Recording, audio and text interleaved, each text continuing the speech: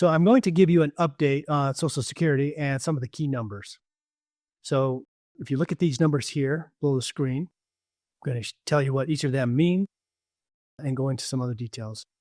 So first, 67 million, that is the number of Americans that are currently receiving Social Security benefits.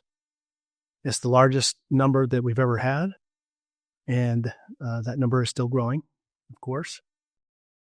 1.3 trillion, that is the amount of money that was paid out to that 67 million in 2024, which is also the largest amount that's ever been paid out.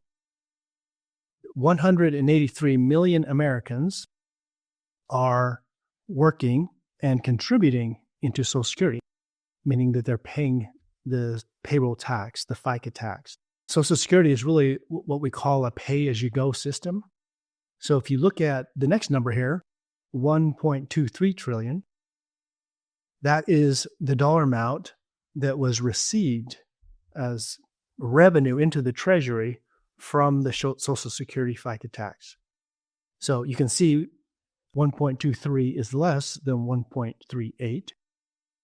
So where do we get that extra money to make up for the shortage? And that's where the money comes from the trust fund to cover the difference.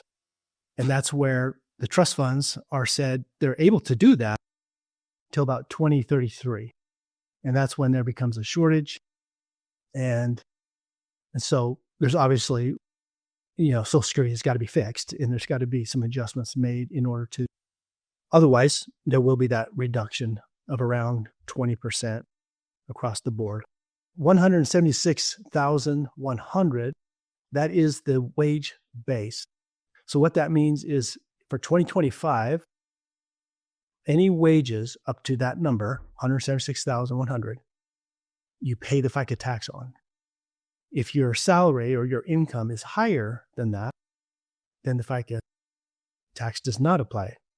And there's a lot of people who want to say, one of the solutions to kind of fix Social Security would be to remove the cap. 2.5 is the amount of the increase. It was the COLA, right? It's the cost of living adjustment for 2025. That's in effect for January 2025. And if we go back last year, it was 3.2% of an increase. We go back to 2023, we had the largest increase we've had in like 40 years. It was 8.7%. Year before that was 5.9%, then it was 1.3%, and then it was 1.6%. And so that average just over the last 6 years has been 4.6%. So if you look at these numbers, these are the ages that really matter when it comes to Social Security retirement benefits. So the earliest age you can claim is 62. You would never want to go past age 70. There's never a benefit to go longer than 70. But just some concepts to be aware of. Most people, their full retirement age, according to your date of birth, according to what Social Security considers to be your full retirement age, is, for most people nowadays, at 67. It's going to be somewhere between 66 and 67. And so at that point, you get what's considered your full benefit. So if your full retirement age is 67 and you start your benefits at 62, it reflects a 30% reduction in the benefits. And then, each year that you wait, the reduction is the less. Now, I know there's a lot of people will say, well, start benefits early. You should always start early because you'll have, even though the benefits are less, you'll have more years of benefits or of payments, right? And while that's true, a really important concept to understand is that when Social Security was first designed, so we're talking back in like the 1940s, right? It was designed to be actuarially fair. And so Social Security was designed that if you were to start early, while you have more years of payments, you have some reduced payments, but based on the average life expectancy, you're going to have the same amount of money as someone who waited and deferred potentially all the way till 70, because you get those delayed retirement credits and the benefits are larger if you wait, right? And so it would average out to be fair. But something happened since the 1940s, and that is that we live much longer than we did back then.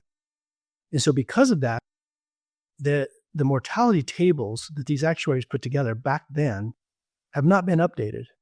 And I don't know that they have any intention to do so. And so what that means is it tilts it in the favor of the retiree.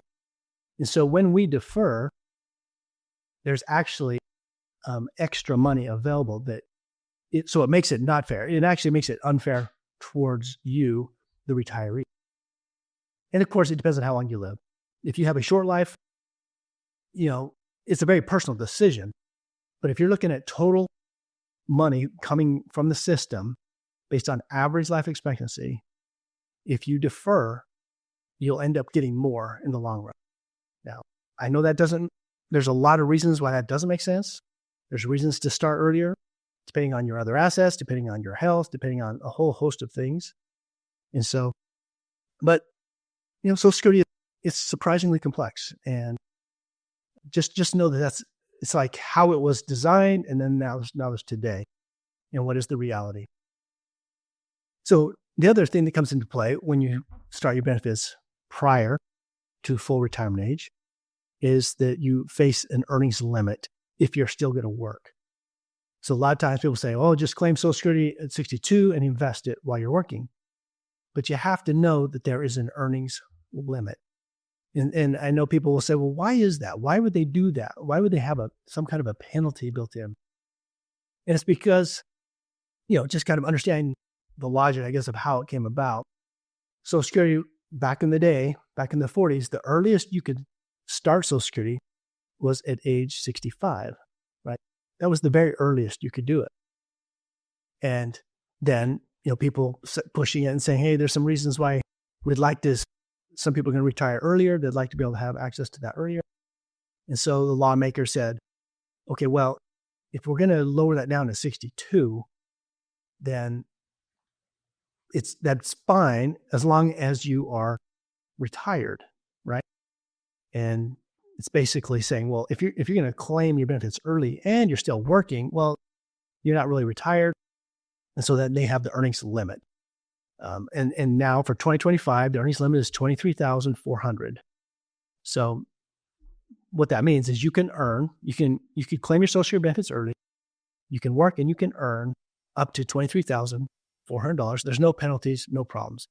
But for every dollar over that, they are going to withhold 50%. And so I know people who have started Social Security early while they're working, and they didn't realize that they have a duty to report to the Social Security what their income is. And if they don't, Social Security is going to catch up with them because they're going to, after you file your tax returns, they're going to see, you had income, and then your Social Security benefits are going to be stopped, right? They're going to turn them off for a period of time. And so now you've gone from kind of where you thought you were going to get ahead, maybe by working and then investing your Social Security benefits, only to realize that it's sporadic and you're going for, potentially, 6 months or more at a time where the benefits have been turned off. And so if you have a substantial income, our general direction would be to not start Social Security benefits early. If you've actually retired and you're ready to retire and you have other assets, there can be some really good reasons to go ahead and start your Social Security early. But just know it's personalized. So also 62,160. So what is this number? This is the earnings limit number in the year that you reach your full retirement age.